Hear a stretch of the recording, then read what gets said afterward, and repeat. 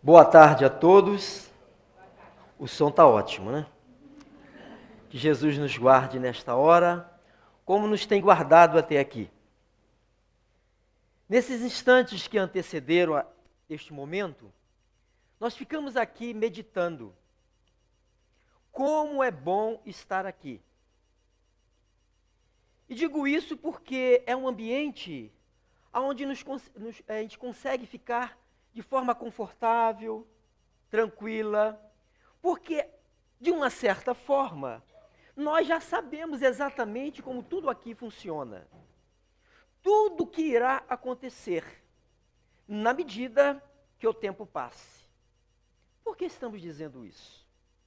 Porque, recentemente, nós fomos convidados por um amigo a participar de uma missa de um ente querido seu que havia desencarnado. E fomos lá levar a nossa solidariedade ao nosso companheiro. Mas confesso que não foi uma boa experiência para nós, porque não consegui me encaixar na metodologia. Porque quando as pessoas levantavam, eu sentava. Quando as pessoas sentavam, eu levantava. Quando alguns sentavam, eu ajoelhava. Não me acertava.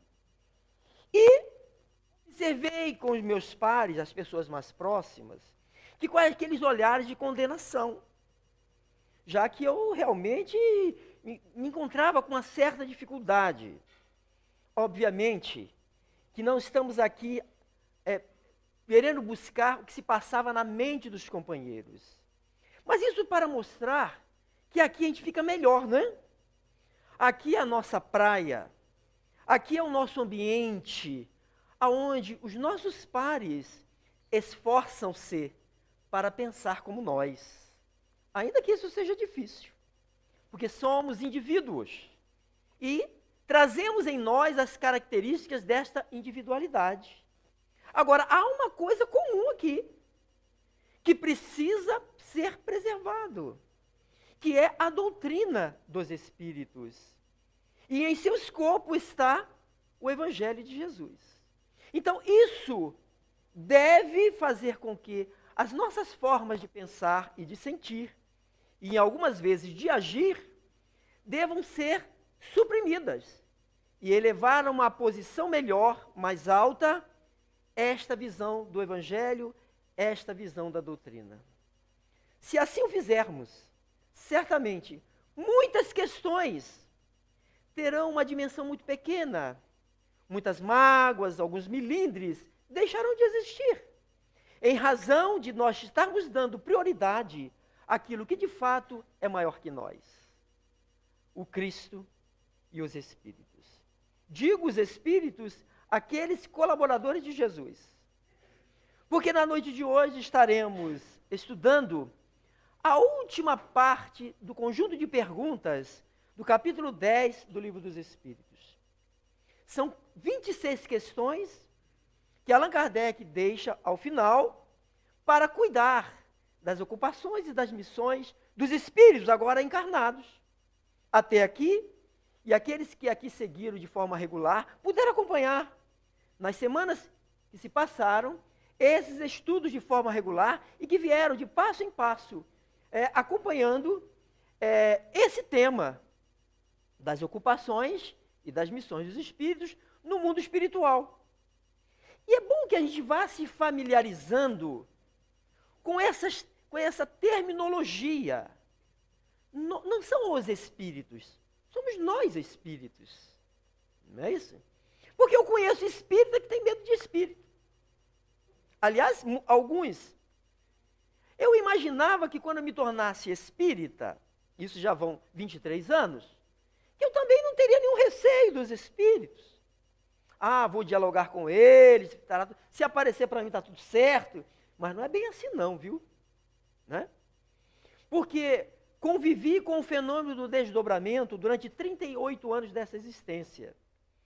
E só fui buscar orientação depois de uma fase aguda dentro do Espiritismo.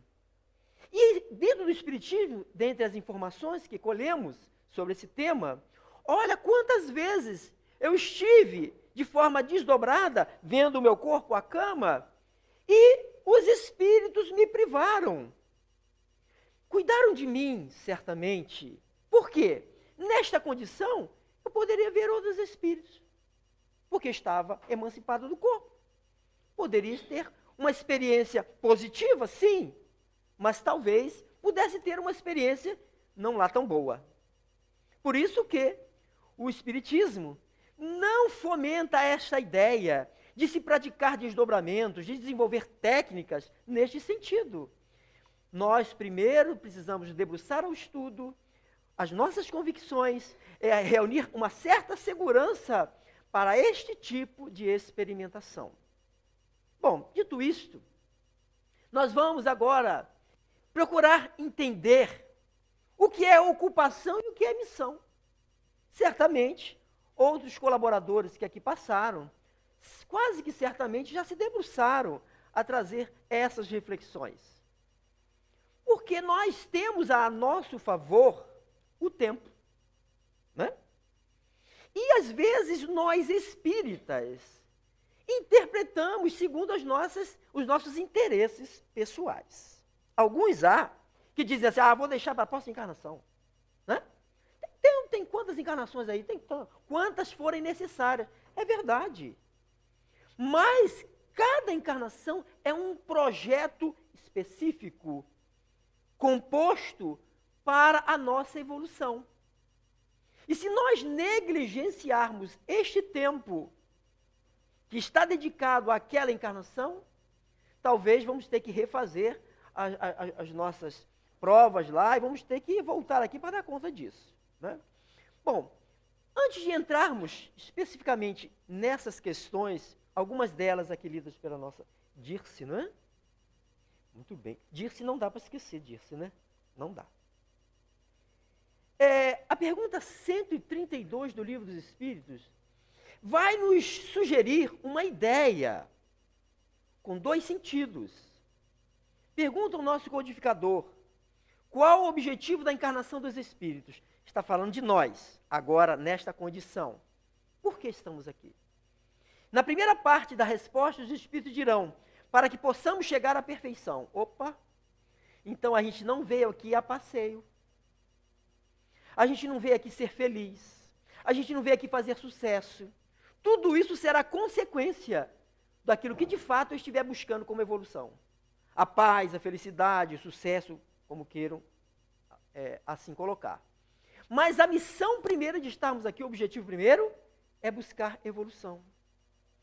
Tem uma vírgula aí, e eles continuam dizendo aí, mas há um outro objetivo ainda, para que cada um de nós possamos dar a nossa cota de colaboração à obra de Deus. É para isso que estamos aqui. É para isso que nos preparamos antes. E agora falando, neste momento, para nós espíritas, porque essas informações são para todos aqueles que compõem a humanidade da Terra, a parte encarnada, que é a humanidade da Terra, não se compõe apenas de nós sabemos. Aliás, a maior parte da humanidade terrena se encontra no plano espiritual e não aqui. A fila lá é enorme, gigantesca.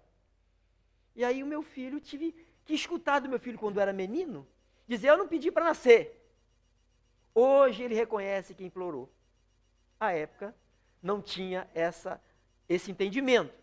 Mas a gente fica aqui, pega uma filinha de 10, 15 pessoas no banco, a gente se desespera, né? Imagine lá. Que tamanho é a fila lá, não é? E veja que muitos foram tomando a nossa posição nessa fila, sabiam? Porque a misericórdia pegou aqueles espíritos, de longa data, para dar as últimas oportunidades agora. Então estamos convivendo numa sociedade de espíritos que é mista. Estamos convivendo com espíritos de segunda ordem, graças a Deus. Se não fossem esses companheiros, nós estaríamos perdidos. Temos um número bem considerável que vem se encarnando em todas as épocas da humanidade. Temos nós, os espíritos imperfeitos, de modo geral, ali elencados em 5 classes, na terceira ordem ali apresentada nas questões de 100 a 113 do Livro dos Espíritos. E dentre essa categoria de imperfeitos, tem os bárbaros, que nós não podemos mais nos considerar como tal. Nós não somos mais espíritos bárbaros. Hoje, o mal, né, já nos causa um certo escândalo. Houve uma época, e aí agora falando de nós, porque aqui em Cabo Frio o negócio está bom, agora para lá, para cima, o negócio está difícil.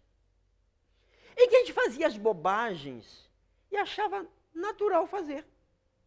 Uma grosseria com alguém, uma falta de gentileza com o outro, uma agressão a alguém, e a gente achava aquilo perfeitamente natural em nós.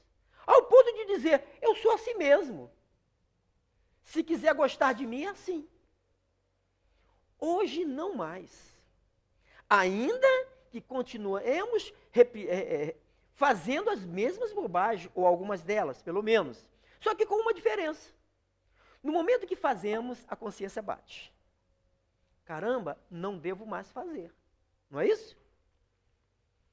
Bom, se todos aqui presentes, eu estou incluído nesses presentes, estivermos naquela fase de conflito que o nosso companheiro Paulo estava quando se converte a Jesus, na sua experiência ímpar em contato com Cristo, ele vai escrever a Romanos e dizer o seguinte: aquilo que eu quero fazer, isso eu ainda não faço. Mas aquilo que eu sei que eu não devo mais é que eu acabo fazendo. Será que estamos todos nessa fase? Porque estamos buscando evolução, lembrem. Nós temos que estar vivendo esse conflito hoje. Não podemos mais padecer do mal de Gabriela. Nasci assim, cresci assim, vou morrer assim. Não. Nós temos que enfrentar essa situação. Não é? E o mesmo Paulo, um dia seremos ele também. Não é uma utopia, isso é uma realidade. É o nosso destino. É ser um espírito crístico. O tempo não nos importa. Quanto vai levar para frente? O que importa é hoje, é o que agora fazemos. Porque se nós ficarmos paralisados, olhando pelo retrovisor da nossa própria história, as bobagens que fizemos, nós vamos parar. Agora, hoje as bobagens que fazemos, nós precisamos sofrer de um certo constrangimento. Sem que ninguém precise apontar dedos para nós. Porque é a nossa consciência que está se estabelecendo em relação a todo esse entendimento de nível superior. Então, nós temos que olhar para cima, para frente, para o alto. E tudo aquilo que foi a nossa história, nós temos que reconhecer que aquilo que fizemos, hoje não, estamos lutando para não fazer mais. Então, essa é a missão primeira de todos nós que estamos aqui encarnados. Dar conta de nós mesmos, primeiro. E aí sim, na medida que a gente se capacite, na medida que a gente se motive, na medida que a gente passe a realizar algo de melhoramento pessoal, nós vamos beneficiando outras pessoas. E quem serão essas primeiras pessoas? Serão aqueles mais próximos de nós. Os familiares. Os pais, mães, esposa, filhos, etc. Então os maiores beneficiados serão esses primeiros. Pela força do nosso exemplo. Porque não adianta falar de doutrina espírita para o povo lá fora, que não vem aqui não. Se nós não formos exemplo da doutrina espírita. Conheço tantos casos. Da casa que militamos até bem recentemente, o Maria de Nazaré em Rio Bonito, lá permanecemos 18 anos, o tempo que essa casa está fazendo. Companheiras que estavam lá, permaneciam lá. Eu saí, elas continuaram, desde a fundação da casa, 27 anos. Os maridos, porque lá a maior parte são mulheres. As mulheres sempre são maioria, né, nas casas religiosas, não só aqui. É um fenômeno muito comum. Lá não é diferente. E quando lá cheguei, eu encontrei aquele mar de mulheres, senhorinhas. Só tinha o atual presidente, fundador, seu Itamar, talvez algumas aqui tenham conhecido, e eu e mais um. No mar de mulheres, olha que situação que a gente ficou lá. Não podia falar mal das mulheres não, senão a gente apanhava lá, né? Tinha que falar bem. Mas falar a verdade. E a verdade, às vezes, dói, machuca. Então, até a verdade precisa saber ser dita no momento certo, com a pessoa certa, do jeito certo. Isso que é o nosso desafio. E essas pessoas, os seus esposos, de modo geral, nunca foram no Maria de Nazaré. E eu sempre me questionei, por que eles não vêm? E elas me diziam assim, de um modo geral. Ah, ele gosta de jogar o futebol dele, domingo. Ah, tá lá comendo churrasco. E começava a falar, tudo bem. Eu falei, mas será por que eles não vêm, hein? Aí tivemos oportunidade de dialogar mais particularmente com elas, numa proposta que a casa ofereceu para esse tipo de diálogo. E aí tivemos oportunidade de levantar uma hipótese, não era uma afirmação, porque nós seríamos levianos se afirmasse isso. Uma hipótese. Vocês estão sendo exemplo na casa de vocês? Vocês levam como vivência aquilo que vocês aprendem aqui? Porque imagina a minha esposa frequenta uma casa religiosa, seja ela qual for, 15, 20 anos, e ela continua intolerante, impaciente, agressiva, etc. O que vai me motivar a ir lá, hein? A pessoa está lá 20 anos, não conseguiu, o que eu vou fazer lá? Qual o estímulo que eu tenho de ir? Então, nós precisamos levar. Essa é a missão primeira, de dar conta de nós e de levar para as nossas atitudes, as nossas vidas comum, social, aquilo que estamos aprendendo aqui. Porque assim estaremos cumprindo o outro objetivo de estarmos aqui, que é a parte de dar a cota de colaboração à obra de Deus, que é de melhoramento das criaturas. Só para que vocês entendam o que estamos falando, nós tivemos, aliás, nesses 23 anos, o que não falta é experiências, né? Principalmente eu que dirigi durante 12 anos uma casa espírita. Graças a Deus passei o cedro, né? Porque ninguém merece. 12 anos não é fácil não, viu? E eu conheço pessoas que estão 30. O cara é louco, né? Mas tudo bem. Alguém tem que dar conta, né? Na falta de outro, alguém tem que dar conta. Então, nós enfrentamos diversas situações. E essas experiências nos enriquecem.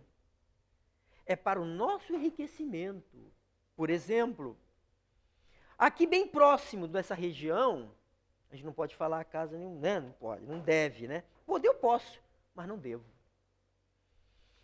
Nós estávamos de retorno pela segunda vez a esta casa. Neste mesmo horário, não é esta aqui não, tá? Fiquem tranquilos. É porque o horário é aí mesmo, 5 horas da tarde.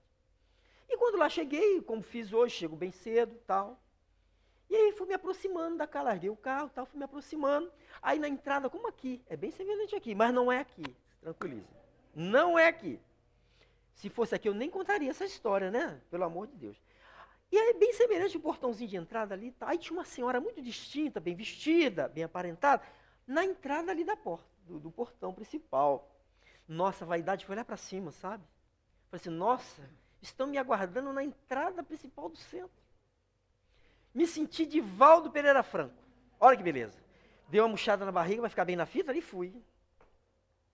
Olha a vaidade, né? E uma hora dessa é a prova, né?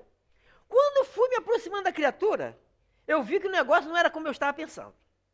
O semblante da pessoa fechada e mãos para trás. Não é um bom sinal. Alguém que lhe atenda assim, sabe? Foi bem diferente. Aqui foi um abraço. Cadê minha companheira que me abraçou? Tá lá fora, né? Que abraço gostoso. Bom, e aí eu fui, falei, aí a perna começou a tremer, né? Falei, Jesus, não deu. A barriga volta ao normal, você relaxa e vai, né? Eu, misericórdia. E eu comecei, eu tinha que fazer a palestra, tudo bem. Fui me aproximando e pedindo inspiração, meu Deus do céu, me ajuda aí. Aí foi quando eu cheguei, aí numa hora dessa a gente se torna mais fraterno, não é isso? Boa tarde, minha irmã. Foi assim mesmo que eu falei, bem carinhoso, sabe? Boa tarde. Aí eu falei, Jesus, é comigo mesmo. Aí ela tirou o braço e fez assim para mim, ó, você me conhece? Eu falei, Jesus, vou apanhar aqui, né? E ninguém vai me socorrer. Não aparecia, só desencarnado ali torcendo, batendo pau, não consigo pegar fogo. Eu falei, não conheço a senhora. Pois eu lhe conheço muito bem. Eu falei, será que é de Itaboraí está perdida por aqui? Porque Itaboraí muita gente nos conhece, né? Aí eu falei, o senhor já veio aqui? Eu falei, graças a Deus, isso eu lembro, já vim. O senhor lembra o que o senhor falou aqui? Não, minha irmã, não dá para lembrar. Cada dia a gente está num lugar. Pois eu lembro. Eu falei, agora, eu já dei até um passo para trás, né? Pois eu lembro muito bem o que o senhor falou aqui. O senhor falou isso. Eu falei, nossa, que mente fértil a senhora tem. Realmente, eu falei sobre isso. Pois sabe o que eu fiz? Eu falei, agora, né? Já me preparei, né? Cheguei em casa e falei para o meu marido. A palestra era para você. Eu dei uma relaxada, Jesus. O problema não era conosco, era com o marido. Aí eu dei uma relaxada. Eu falei, minha irmã, você fez isso? Fiz. Eu falei, vem cá, quem é que estava na palestra? Era a senhora ou era ele? Era eu. Então para quem era a palestra? Aí ela olhou para o céu assim, ficou pensando, eu entrei, né? Nem esperei a resposta. Entrei. Também aqui, uma casa que dá bastante gente, me sentei lá na frente e fiquei aguardando a hora. Quando fui tomar o púlpito, a casa estava cheia, né? E eu fiquei procurando a criatura. Cadê ela? Aí ela lá atrás assim, ó. Olha, Jesus, quem é que faz uma palestra assim, Senhor? Aí eu fiquei olhando para lá, né? As pessoas, esse cara é louco, né? Tá falando, só olha para lá, porque eu olhava para ela, ela fazia assim, ó. Eu falei, esse pobre desse marido hoje vai sofrer, né? Então, meus companheiros, a lição é para nós, o remédio é para nós. Mas a gente quer sair daqui e enfiar na goela do outro. Então, a necessitados somos nós. Somos nós que fizemos essa opção. Então, as ocupações é diferente de missão. A ocupação é aquilo que tem relação com a nossa própria vida. O que estamos fazendo de nós.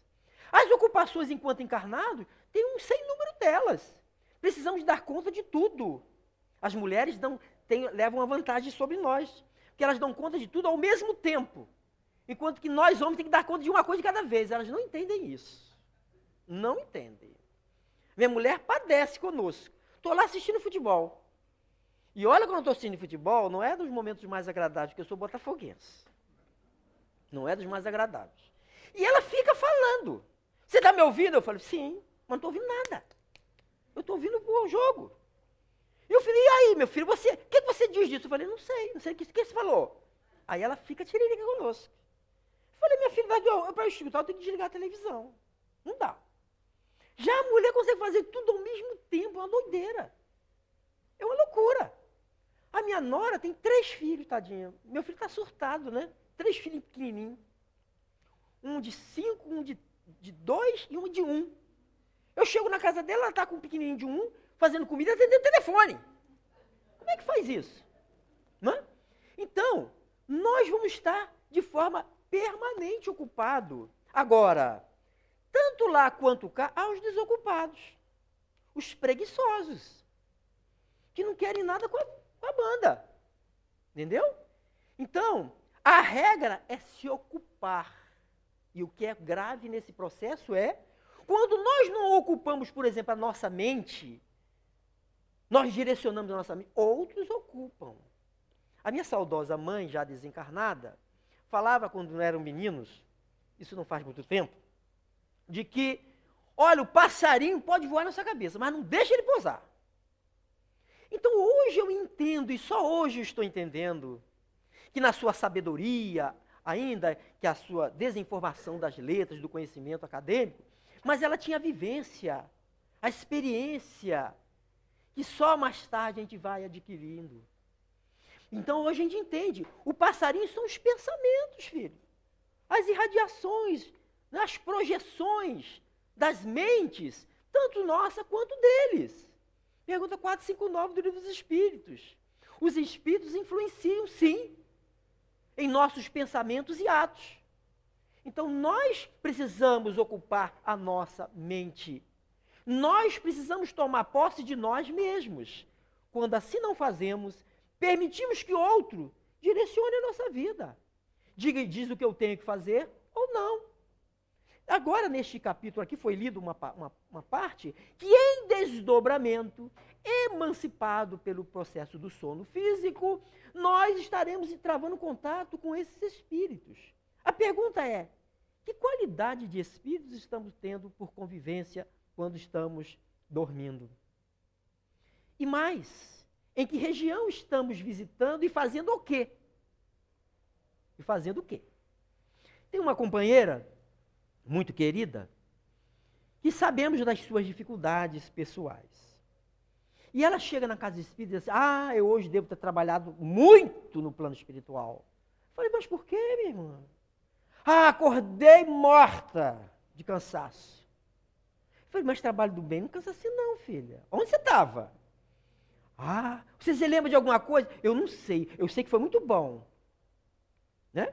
André Luiz conta alguns casos aí de equipe de encarnados, médiuns, que foram convocados em desdobramento a estar numa determinada região para estudo e socorro e não compareceram. Aí o cara vai ver onde está essa turma aí. Procura eles. Acharam. Eles estavam num local inconfessável. Então, nós precisamos tomar posse de nós. Então, como é que é o termo? Essa ocupação é livre-arbítrio. Nós vamos determinar que tipo de ocupação estaremos buscando. Dentre essas ocupações, enquanto um ser social que somos, nós temos os nossos deveres, foi aqui lida a questão da paternidade. Leia essa paternidade aqui, a maternidade também, tá? Não está falando só para os homens, não. Está falando para todos, que temos responsabilidade em acolher espíritos na condição dos nossos rebentos. Mas eu não sou pai, não sou mãe. Mas você tem sobrinho, filho. Você tem uma criança na sua rua, no seu vizinho. Todos nós temos responsabilidade de ser exemplo para eles. Uma das funções, tudo é nobre na casa espírita, mas eu confesso que eu tenho especial carinho e reconhecimento pelos evangelizadores da casa espírita. A única coisa que eu nunca exerci na casa espírita, porque das duas, ou eu mato eles ou eles me matam. Ou enforco eles ou me enforco. Não tenho essa capacidade de adentrar numa sala como a minha filha, como a minha esposa. A minha filha fica de 0 a 3 anos. Gente, é uma loucura aquilo. De 0 a 3 anos. Bebezinho. Que a mamãe deixa lá a chuquinha com o leitinho que tira do seio para ela dar lá na hora.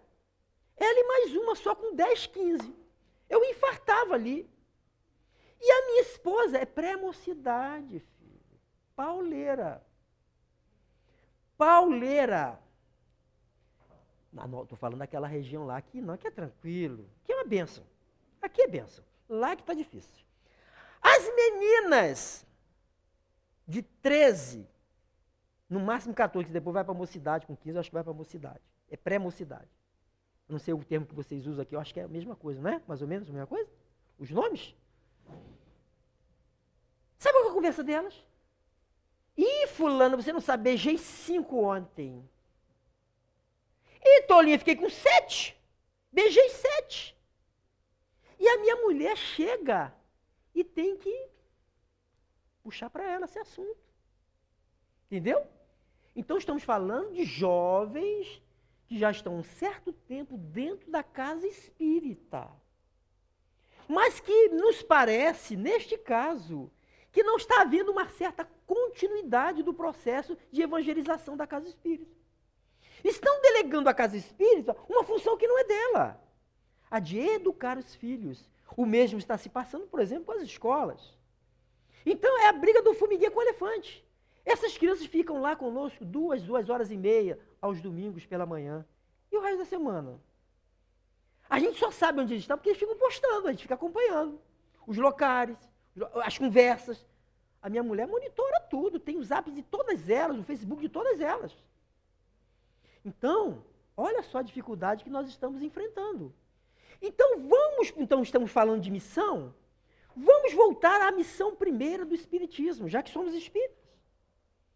Allan Kardec, na introdução do Livro dos Espíritos, nos apresenta duas missões. A primeira, comum a todas as religiões, que é o combate ao materialismo. Aqui abri um parêntese rapidamente. Não nos parece mais que este combate ali, afirmado pelo nosso codificador, seja aquele combate ao materialismo clássico. Aquele que crê que a vida começa no berço e termina no túmulo. Até porque raramente conhecemos um materialista convicto nessas condições, que é uma filosofia.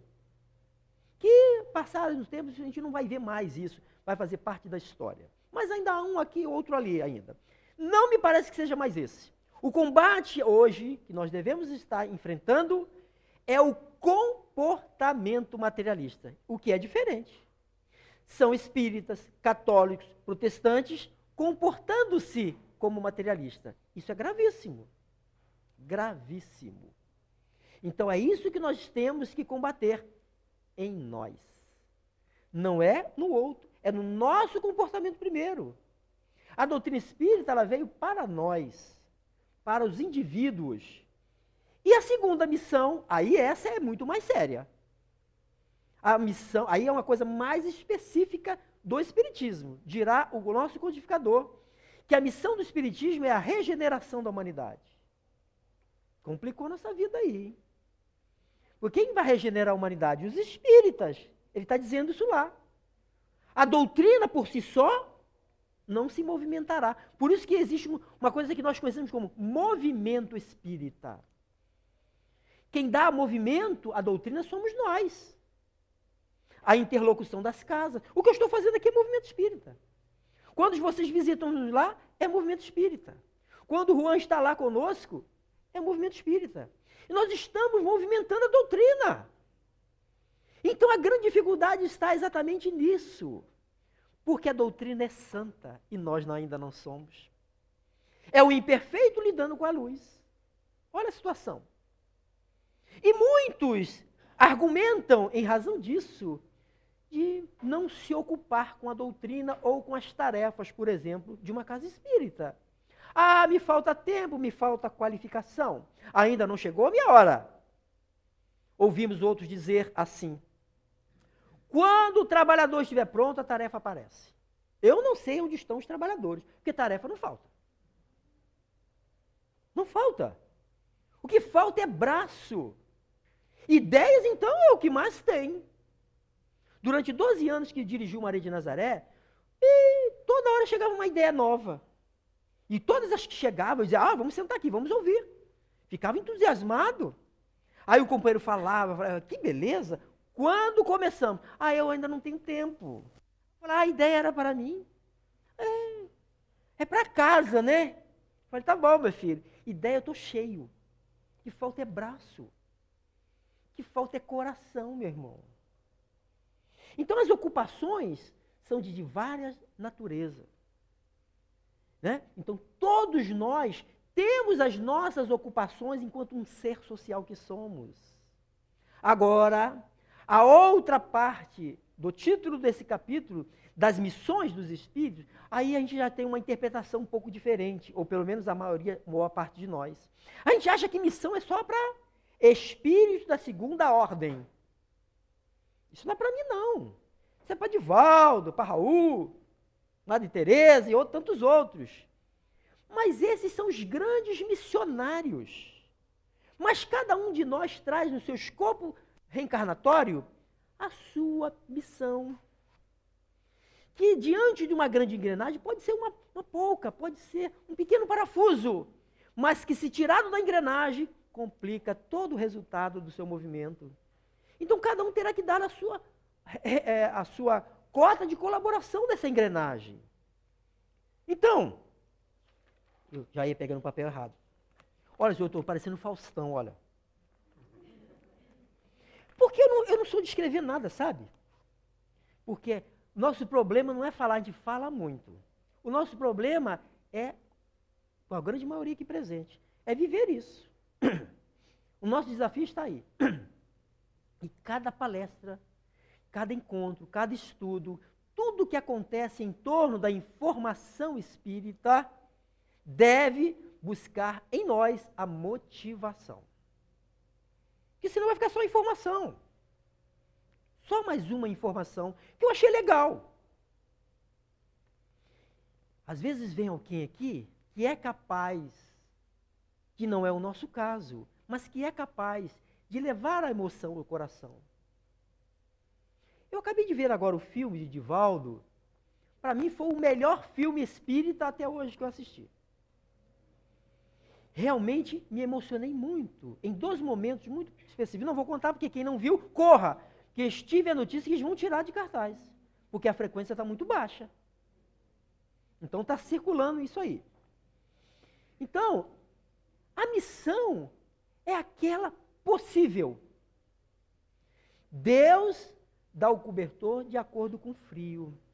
Deus dá a cruz de acordo com o peso das suas e as suas forças. Então nós não temos uma cruz maior. Nós temos a nossa cruz. E Jesus não dispensou nós carregarmos a nossa. Ele diz assim, ó, se quiseres me seguir, pegue a sua cruz e venha. Ele não falou para deixar a cruz lá, não. A cruz é a representação das nossas provas, das nossas expiações, das nossas dificuldades. Mas a gente quer, no meio do caminho, serrar a cruz, né? Ficar mais levinha, né? Serram esse negócio aí. Mas a cruz, ela é personalizada, tem nome. O pedacinho que você deixou para trás vai se juntar à próxima cruz da outra encarnação. Aí vai ficar mais pesada. Você levou na flauta, foi um desocupado, não é? Então, lá tem uma lei, na 3ª parte do Livro dos Espíritos, que é a lei do trabalho, capítulo 3º. São 10 leis que ali são nos apresentadas. A 3ª parte do Livro dos Espíritos começa com a primeira, que vai falar da lei natural. 2º capítulo fala da lei de adoração. Tudo tem uma sequência, tá? Tem toda uma lógica para essa estruturação da doutrina espírita. Depois de falar sobre a lei de adoração, o que vem? Lei do trabalho. Adora, mas tem que trabalhar. E na pergunta 675, olha o que o Kardec perguntou. Por trabalho, só se deve entender ocupações materiais? Não. Foram taxativos, né? Não. Toda ocupação útil é trabalho. Está falando de ocupação, que é o que estamos falando aqui. Então, nós temos que dar utilidade a essas ocupações. Então, é qualquer ocupação que seja útil. Então, o tempo que estamos dedicando agora está sendo útil. Porque nós estamos falando da verdade. Se eu pego um bom livro para me instruir, eu estou sendo útil. Se eu dedico, se eu ofereço meu ouvido para ouvir um lamento de alguém, eu estou sendo útil. Se eu atendo fraternalmente alguém e dou-lhe orientações, eu estou sendo útil. Olha quanta coisa nós temos que ser úteis. E algumas vezes, nós somos indiferentes com as oportunidades. Porque se nós traduzirmos bênçãos de Deus como oportunidade, qualquer situação dessa natureza é bênção de Deus. De você ouvir alguém, lá no capítulo 13 do Evangelho segundo o Espiritismo, não saiba a vossa mão esquerda o que faz a direita, o Espírito Miguel assina uma mensagem, uma das mais belas do Evangelho, intitulada A Piedade. E dentre as coisas que ele vai afirmar ali, ele dirá: temei conservar-vos indiferentes, quando puderdes ser úteis. Nós precisamos ser úteis. É para isso que estamos aqui. É usar dessa utilidade em qualquer circunstância. E não apenas naquelas circunstâncias que é do meu agrado. O que normalmente é o que fazemos. É o que estamos normalmente inclinados a fazer. Se aquilo ali me oferece um agrado, um bem-estar, eu vou lá e faço, me torno útil. Mas se não, eu dispenso. Isso aí não é para mim, é para um irmão aqui, ó. Vai lá ser útil, viu, filho? Eu vou esperar a próxima. Então, é esse tipo de comportamento que nós temos que pensar. Nós estamos encarnados exatamente para dar conta disso. Exatamente para isso. Falta-nos aquele tempinho lá, né? 12 minutos. Lá no altivo eles são cruéis. Bota logo os 5 minutos ali. Pá! Pisca, ele já encerrou. Mas é tão rápido. 5 minutos passam tão rápido, né? Muito bem. Bom, olha só o que é missão. Se a gente botar missão lá no Google, você vai ver uma série de definições de missão. Mas talvez você não verá estas, ou pelo menos algumas dessas. Encargo é o que está lá, você vai encontrar encargo, incumbência, dever. Isso é missão. É um encargo, que significa incumbência, dever. Que nós, nesta visão de missão, enquanto estávamos no plano espiritual, aceitamos. Fizemos assim, ó. André Luiz conta-nos que quando vai surgir um projeto como este na Terra, esse projeto começa a ser elaborado lá, antes. O projeto. Os benfeitores reúnem-se, olha para aquele bairro, aquela região e diz, olha, precisamos colocar um centro espírita ali. Vamos inspirar alguém. Vamos inspirar o tio. Né? Vamos inspirar ele. Porque através dele vai inspirar outros. Mas antes disso acontecer aqui, há 18 anos atrás, o projeto já estava elaborado lá. Todo o planejamento. E isso foi apresentado para muitos aqui presentes. Quem quer? Porque no passado fizemos assim para Jesus. Aí, ó, fizemos assim agora. Que bom, fizemos assim. Outros fizeram assim, ó. Não sei. Você vai ou não vai, filho? Mas não sei, estou na dúvida. Estou na dúvida. Não sei se eu vou dar conta. Calma, filho, nós vamos te ajudar. Aí pega o dedo do cara, né? Aí ele acaba aceitando o convite. Não é imposto não, mas é argumento. Porque às vezes você vai conquistar o trabalhador na casa de espírito, você tem que ter argumento. Ah, eu não tenho condição. Tem sim, filho, vou te ajudar. Vem cá, vamos conversar. Entendeu? Casa espírita não pode ser clube fechado, não. Clube do Bolinha. É só nós aqui, hein? Ninguém entra. Mas também ninguém pode sair, hein? Se sair, o obsessor pega, hein? A gente traz esse psiquismo de outras religiões aí, viu? Então, não pode ser isso. A casa espírita tem que ser uma porta aberta de oportunidade às pessoas. Todos podem, desde que queiram. Agora, precisam cumprir o processo e buscar qualificação e preparo. Qualquer pessoa pode. A casa espírita oferece a todos possibilidades diversas, do simples ao complexo. E não é pelo fato de ser simples que é menos importante. Divaldo conta-nos um caso que sempre como ele faz, ele foi proferir a sua conferência numa determinada casa, numa determinada região, e como ele chegou um pouco cedo, pegou os companheiros da casa ainda organizando o ambiente. Levaram ele a uma mesa lá à frente, colocaram ele sentado, e do ponto que ele se encontrava, ele podia observar o que se passava. E durante o período que ele ali permaneceu, ele pôde observar um fato. Lá no cantinho da sala, uma senhora de aparência muito simples, caminhava até com uma certa dificuldade, se dirigiu lá com os copinhos, com a jarrinha, e começou a colocar água nos copinhos. E ele foi acompanhando o que se passava. Terminou. Os trabalhos se iniciaram, ele tomou a palavra. E a primeira coisa que ele disse, ele vai falar da experiência que ele teve naqueles momentos. E vai falar daquela senhorinha. Que a primeira pessoa que fluidificou aquela água foi aquela senhora. Porque ele, com a sua capacidade mediúnica, pôde observar que do plexo daquela senhora saiu uma energia de amor, de caridade, que envolvia todos aqueles copinhos, aquela garrafa, as garrafas que eram postas lá. Porque ela fazia com amor. Agora, se você está fazendo algo por obrigação, é mérito, já está fazendo, mas dê um passo adiante. Precisamos avançar.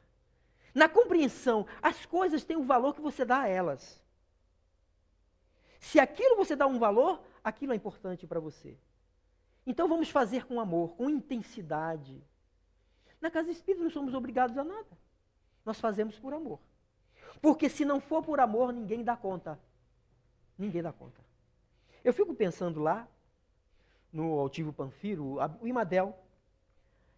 Essas pessoas vêm lá da Barra para Guapimirim.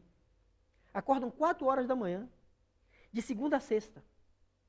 Estão lá, só quem está lá é que sabe o que trabalho é aquele. Trabalho braçal, trabalho mental, trabalho espiritual, tudo ao mesmo tempo. Altamente complexo. Só estão lá porque tem amor. Senão, não dá conta. Vai ficar pelo meio do caminho. Então, companheiros, teria mais coisa a dizer, mas eu vou dedicar esses últimos minutos finais, já que vocês vão estar no encontro com Bezerra de Menezes aqui amanhã. Esse espírito, ele se encontra na categoria superior a nós, segunda ordem. Ali são considerados os espíritos bons, 4 classes. Os bons, os sábios, os sabedoria, os superiores. Acima do superior, só espírito puro. E esse companheiro teve uma trajetória fantástica, uma grande contribuição que ele deu ao espiritismo. Dentre as contribuições que dera, enquanto que foi presidente da Casa Máter, hoje conhecida como Federação Espírita Brasileira, ele trouxe a proposta de unificação, meus irmãos. Foi ele que batalhou isso primeiramente. Chamou a atenção da importância de se instituir estudos regulares, por exemplo, do Evangelho na Federação. E ele foi considerado o médico dos pobres, porque a vida dele é uma grande lição. Porque ele dava de si mesmo. Nós reconhecemos o valor daqueles que são capazes de dar alguma coisa, especialmente aquelas coisas que lhes nos sobram. E este companheiro, muitas vezes, não tinha mais o que dar. Até mesmo o seu anel de colação, ele deu para um companheiro. E numa daquelas oportunidades, quando saía da Federação Espírita, se não me falso engano, lá na Avenida Passos, no centro do Rio de Janeiro, uma pessoa, um pai desesperado o aguardava. Desesperado. Porque ele não tinha coragem de voltar para casa. Porque a sua prole, a sua esposa, não tinham o que comer. E de há muito que ele estava desempregado. E ele veio pedir um auxílio a Bezerra de Menezes. Bezerra de Menezes não tinha absolutamente nada para lhe dar. E deu-lhe um abraço. Deu um abraço no companheiro e disse, faça isso quando você chegar em casa. Junte os seus filhos e a sua esposa, abrace-os e ore a Deus. É o que eu posso te dar. Lembro de Pedro? Quando foi interpelado na subida da casa de Davi, pelo coxo, que lhe estendeu a mão pedindo a moeda, ele também não tinha. E ele disse, eu não tenho ouro nem prata, mas o que eu tenho, isso eu vos dou. A sua fé. Ele envolveu o companheiro e diga, levante e anda. E o companheiro andou, pegou a sua prancha lá, ou alguma coisa parecida, e saiu correndo. E Bezerra fez o mesmo. E às vezes a gente não acredita em fazer o mesmo. Nós não acreditamos em nós. Os espíritos acreditam, Jesus acredita, Deus acredita. Só falta você, eu acreditar. E a parte mais difícil do processo é essa. Mais tarde, passaram-se uns 4, 5 meses. Novamente, Bezerra reencontra esse companheiro. Estava bem-humorado, bem vestido, e disse que naquele dia, quando ele chegou em casa, ele fez exatamente aquilo. Todos dormiram, o melhor sono de muitos dos dias. Quando de manhã ele acordou com mais disposição. Ele não sabe dizer de onde veio aquela disposição. E saiu na rua e conseguiu um emprego. Estava empregado, estava pagando as suas contas e estava tendo a vida familiar de forma digna. Esse é Bezerra de Menezes. É um espírito de uma grandeza que nós não podemos aquilatar. Porque ele organiza toda a assistência médica, ou, se não toda, uma boa parte dela, do mundo espiritual. Tem milhares e milhares de espíritos trabalhando sob a sua orientação. E às vezes, uma vez uma pessoa me perguntou assim, mas é possível? Ao mesmo tempo, o Bezerra está dando comunicação naquela casa ali, está dando nessa. Mas esses espíritos estão muito mais preparados, muito mais desenvolvidos que nós. E sabe o que o livro dos médiuns afirma? Que esses espíritos é como o sol, que o seu pensamento irradia-se e alcança a todos. E aqueles médiuns capacitados a adentrar neste campo, captam o seu pensamento. Então, ele não precisa estar presente, ele tem que estar num ponto e irradiar o seu pensamento. Mas também pode um outro espírito, representando-o da sua equipe, e dizer, assinar por ele. E Allan Kardec dirá, não importa quem assine, o que importa é o ensino, o conteúdo. E esses espíritos trabalham em conformidade ao pensamento de Bezerra. Eu espero que amanhã vocês tenham um grande dia. Aqueles que não conhecem ou pouco conhecem desse espírito, será uma grande oportunidade de reflexionar sobre essas almas tão queridas que o Pai nos concede. Pela atenção de todos, nós damos muito obrigado.